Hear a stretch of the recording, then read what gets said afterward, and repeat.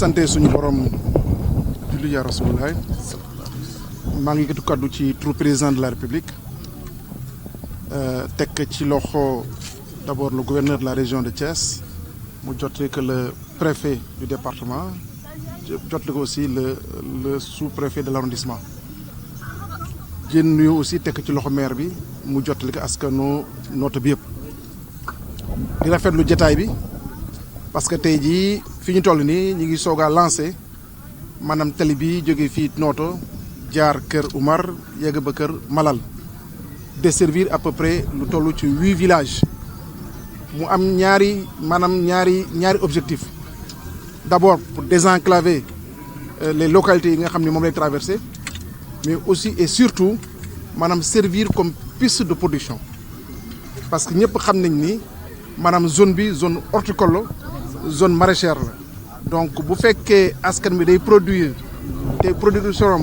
pour mu génn ko di am jafe-jafe bu yoon bi ñëwee lu bëri dana ko saafara non seulement liggéey bi dana yokk ci wàllum production mais aussi koom-koom bi dana yokk ci gox bi donc mu nekk piste bu am njëriñ piste boo xam ne aussi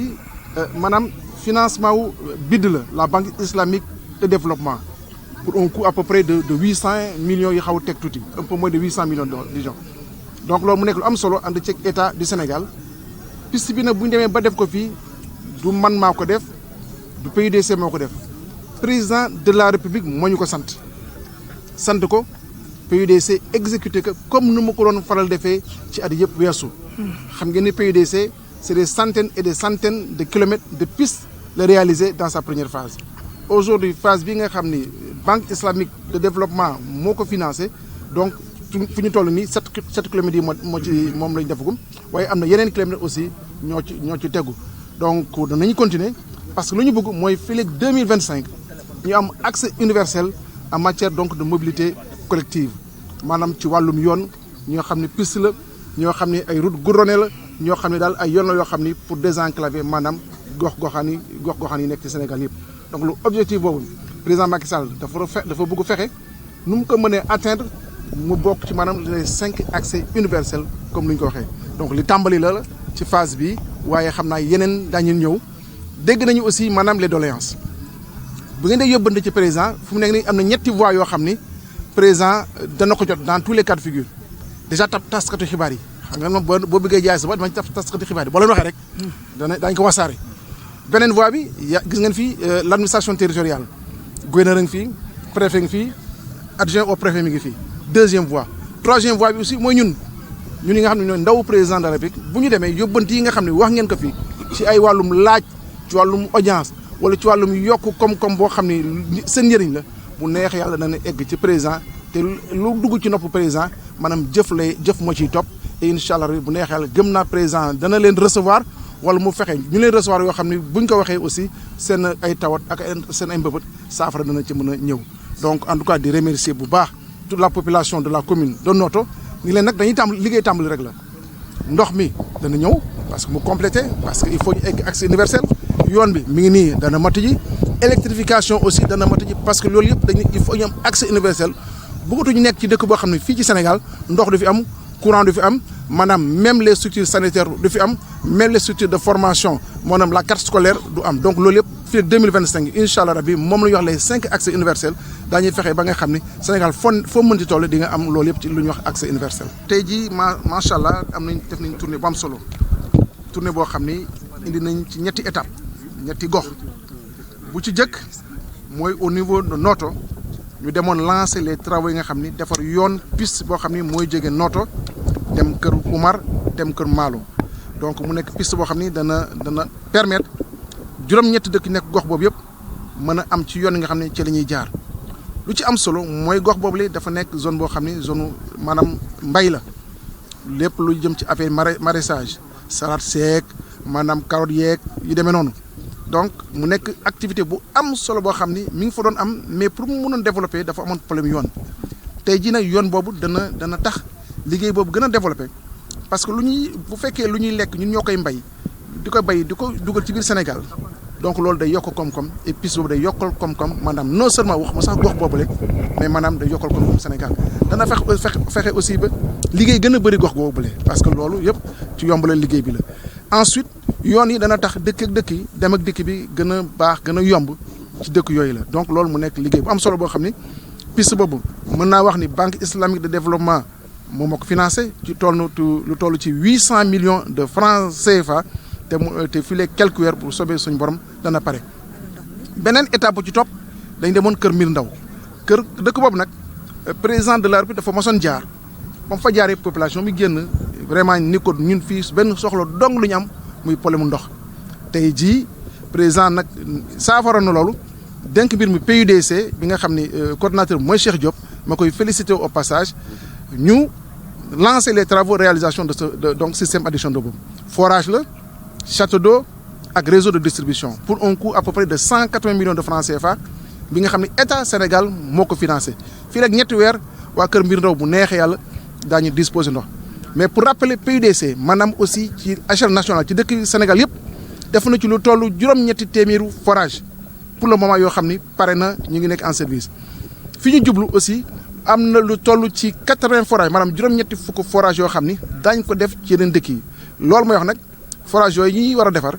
maanaam financement yi pare na parce que banque islamique de développement dañuy dimbale banque africaine de développement dañuy dimbale ak le fonds saoudien de développement dañu ciy dimbale donc loolu pare na ñu ngi wutaat yeneen yi nga xam ni danañ ko ci yokk pour que Sénégal maanaam wàllum ndox dootut amuñ ci problème d'autant plus que jéego yu bëri am nañ ci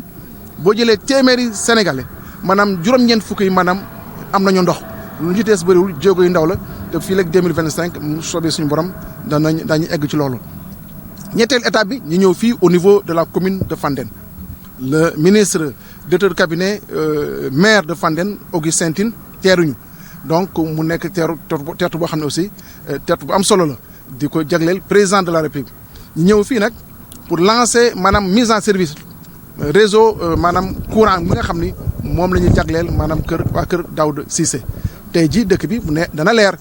non seulement mbedd yi dana leer waaye kër yi daañu am courant boo xam ni borom machines yi daañu mën a liggéey borom les menuisiers daañu mën a liggéey les menuisiers métalliques daañu mën a liggéey képp koo xam ni da ngay am jumtuwaay boo xam ne da nga bëgg a liggéey soxla courant tey jii bis ni ko tey courant disponible na pour dëkk bi nga xam ne mooy kër Daouda Cissé liggéey gi mën a dox koom-koom yi gën a yokk di rappeler aussi que ni PUDC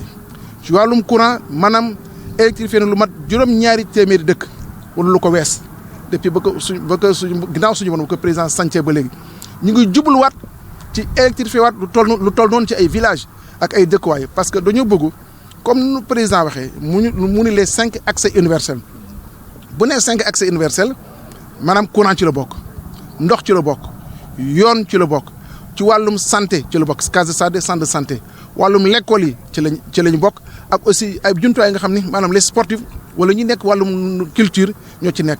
te loolu président defe ni fii léegi 2025 il faut que Sénégal dëkk boo nekk dëkk boo toll ñu am ñëpp am maanaam accès yooyu dootuñu am problème yooyu ci yoon boobu lañu nekk nag yoon boobu moo tax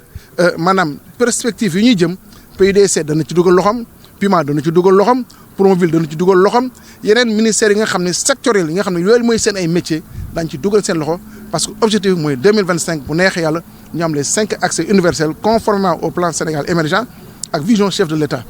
parce que lu ñuy faral wax vision mooy lan vision mooy rêve devenir réalité ci wolof mooy gént boo xam ni dañ koy dëggal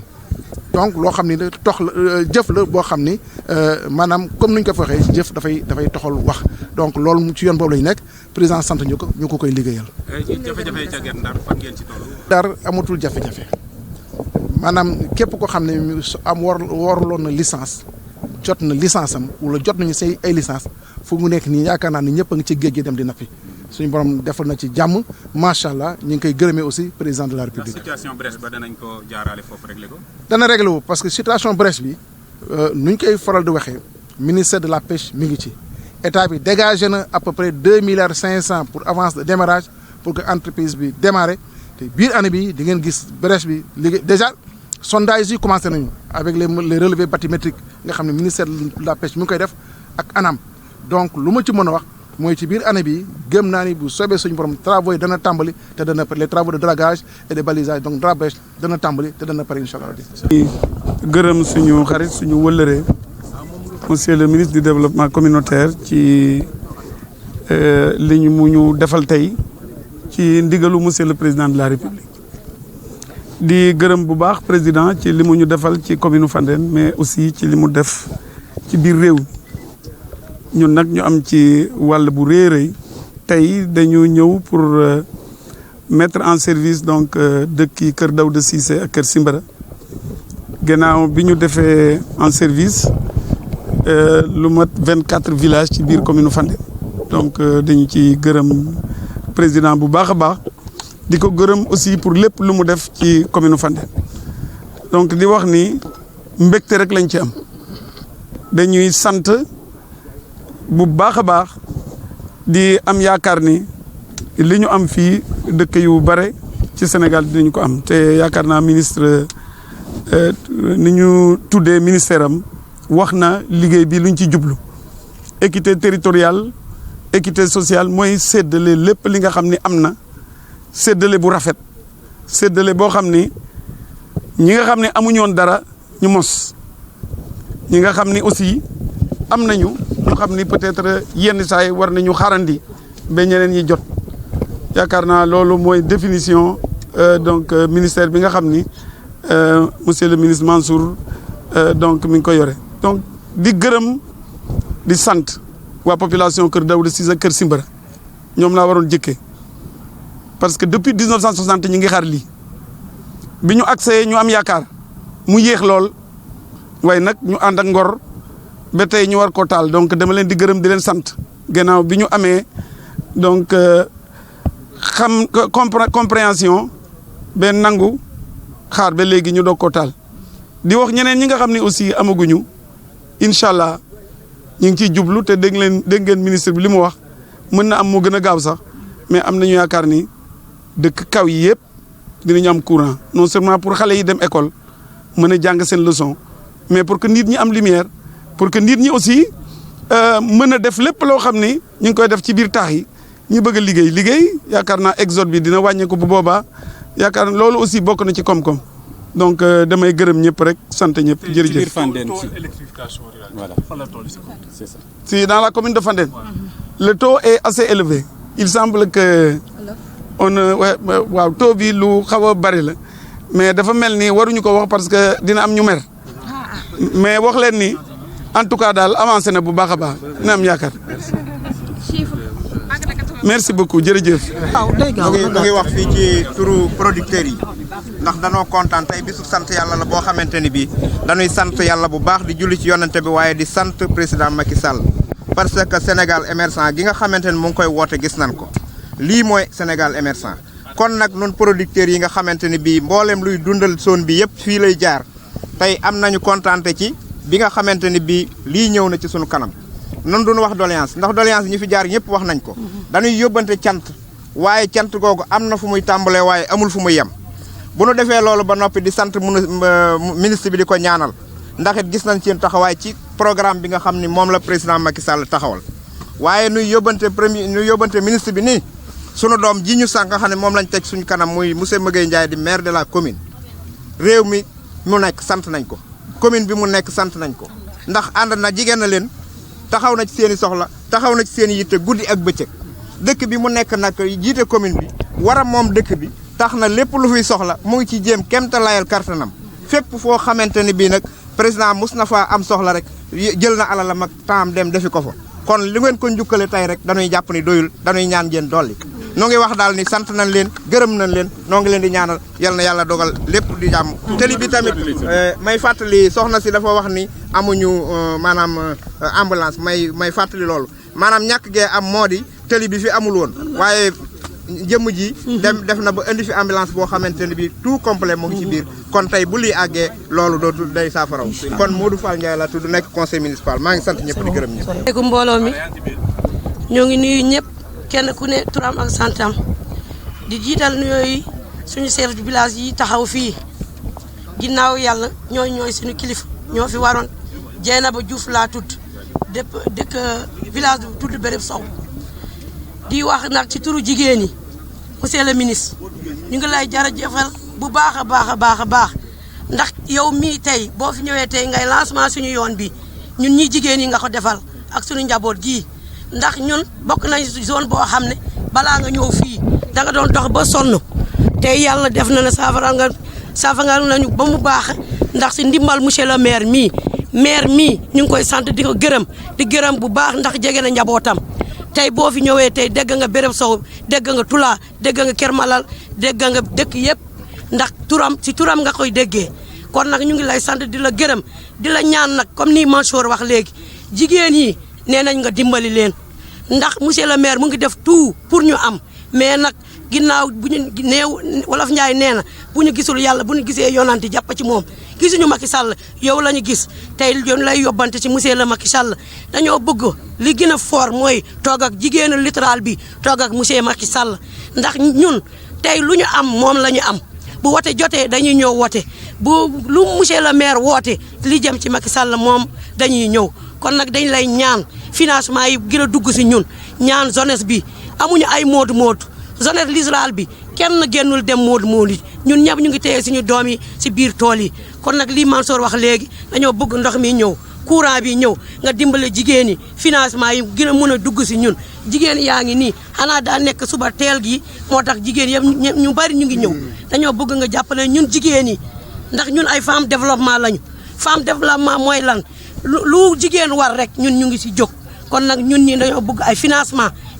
yoo xam ne comme ay DER comme yeneen financement yi ñu ngi lay ñaan boo demee ci président de la république nga dimbali ñu mu financé ñun zone littorale bi juróom benn dëkk ñoo nekk si biir monsieur le maire mu ngi nii def lo tout lu mu am wooñu lu mu am joxuñu mais nag yow mii lañ lay ñaan tey boo demee ci président nag ñu wax ne nañu dimbali nañu may audience la ñu bëgg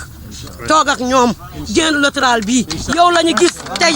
musuñu gis président lu jul te télé mbaa mu taxaw tàllal loxo yow la ñu gis tey monsieur le ministre c'est la première fois tey ma taxaw ministre kon nag dañoo bëgg toog ak président wax ci suñu doléance ñu si réew mi la ñu dëkk dañuy wote comme ñëpp ñu ngi lay sant nag tali bi tey dañoo kontaan lu rëy jigéen yëpp nee nañ dañoo kontaan ndax tali bii moom rek la ñu doon jooy ndax jigéen yi dañuy matu saret lañ lay teg maire mu ngi nii amuñu ambulance fooy amee ko amul tali di nga am ambulance amuñu dara dañu bëgg nag ngeen jàppale ci école bi ñu jàng dëkk bu toll na 6 villages yi boo limee juróom benn jigéen ñoo fa jàng bokk naa ci ak ñeneen yëpp jànguñ li ko waral dañoo enclavé trop kon nag ñu ngi lay sant ci tali bi di sant tali bi tantuwaat monsieur Macky Sall boo demee nee ko jigéen yi sant nañ ko gërëm nañ ko ñu ngi si ginnaawam tey bés bu fi jógee tey ni ñu kontaanee dañoo bëgg ñu teg yow mu teg la fii ñu àndawaat ak yow ngir tali bi jar ngeen jëf. jërëjëf ñoo leen di nuyu si seen i tur ak seen i sant man maa ngi tudd Mansour Ba dëkk fii ci commune bu Notto Gouye Diama ma leen di nuyu di leen sant di leen gërëm. may njëkk ci nuyoo bi suñu kilifa yi di les chefs de village yi nga xamante ne ñoo fi nekk tey depuis ci Notto Gouye Diama ba ci dëkk yi nga xamante ne tali yi fa la jëm ñoo leen nuyu ku nekk turam ak santam man nag maa ngi waxee au nom des jeunesses bi nga xamante ne ñoo ma jox kàddu pour ma waxal leen kon nag ñoo ngi nuyu tey fi ñu taxaw nii suñu kilifa ñu nekk suñu gannaaw mu ne monsieur le ministre monsieur Mansour Faye ministre bi nga xamante ne moom moo ñëw fi tey di ñuy defal benn lancement boo xamante ne boo xamante ne wàllu ay tali la yoo xamante ne mu ngi jëm suñu gox kon nag monsieur le ministre ñu lay dalal jàmm di la sant encore baax a baax di la gërëm ñu nag monsieur le ministre ñoo ngi sant le président bu baax a baax a baax a baax ñoo ngi wax tey ne monsieur Mansour Faye tey ñun ñoo nekkoon say buur waaye tey nag dañu nangu tey nga nekk suñu buur tey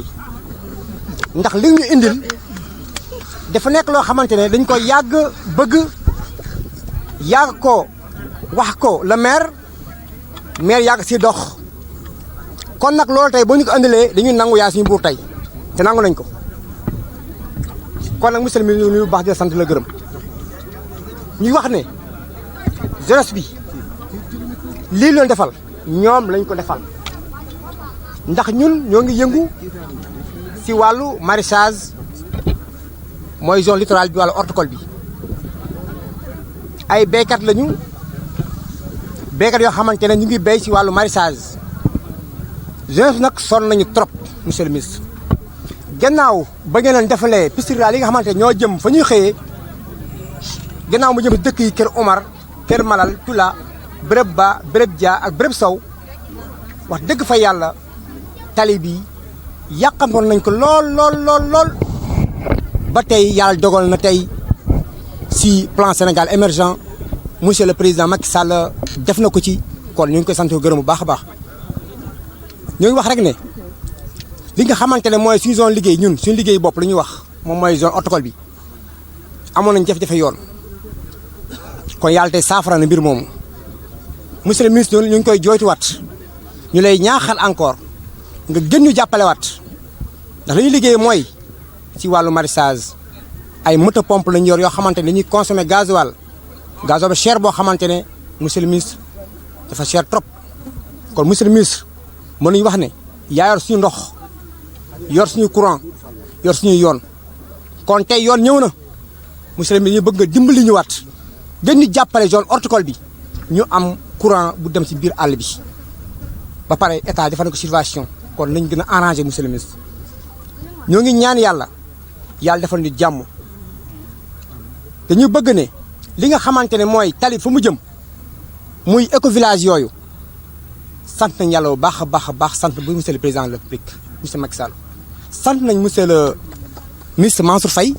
si initiative bi ngeen jël ngeen defal leen tali ba mu àgg si zone àll bi ndax sonn nañu trop ñu sonnoon lañu tey seen jafe-jafe saafara woon tey seen jafe-jafe saafara wu na kon nag ñoom seen bopp tamit fa ñu dëkk monsieur le ministre am na tuuti jafe-jafe comme que tey tali bi saafara wu na ñu bëgg fi ñu nekk ñoom fi ñu dëkk ñoom dafa nekk zone boo xamante ne zone spéciale la muy zone boo xamante ne la primaire de restauration foofu ñu nekk nag seen dëkkuwaay monsieur le ministre rafetul dara seen dëkkuwaay dafa nekk dëkkuwaay bu ñaaw tuuti ndaxte mën ñu am benn yoon fu ñu mën a écarter seen kër yi ndax si njaboot gi yokku na léegi population bi yokku na si àll bi te dëkkuwaay du mën a neex ndax zone bi ñu nekk dafa nekk zone ba spéciale la kon monsieur le ministre ñu ngi koy ñaan nga jaxal le président pour ñu déclencher zone la primaire prestation boobu pour ñu mën a am wàll dëkkuwaay yu baax ak courant mën a si ñun ñu mën a am ay case de santé yoo xamante ne da mën a nekk foofu ndax ki nga xamante ne dafa jóge woon Tula wala Kër Malal di ñëw nooto def saretu mbaam wala saretu fas wala tànk tey nga andi ko tali defal nga ko lépp sax nga ko defal kon nag monsieur le ministre ñoo ngi lay sant bu baax a baax di la gërëm di sant le président bu baax a baax di ko gërëm encore suñu kanam monsieur le président Macky Sall di sant encore monsieur le maire de la commune Maguette Ndiaye yéen waa Béréb Sow wala Béréb Ba wala Béréb Dia monsieur Mansour Faye xamul woon Tula xamul woon Kër Malal xamul woon Kër Omar bu ko xamee tey grâce à monsieur le maire moo nekk si noppam guddi ak bëccëg monsieur le maire bu defee loolu dafa bëgg askanam bu ko waxee monsieur Mansour Faye monsieur le ministre monsieur Mansour Faye le président xam tey fan mooy Tula ak Kër Malal ak Kër Omar kon nag monsieur le ministre ñu ngi sant bu baax di la gërëm di rafetlu sa teewaay fii tey Notto Gouye Diama ñu ngi lay ñaanal encore seen mandat bi yàgg seen loxo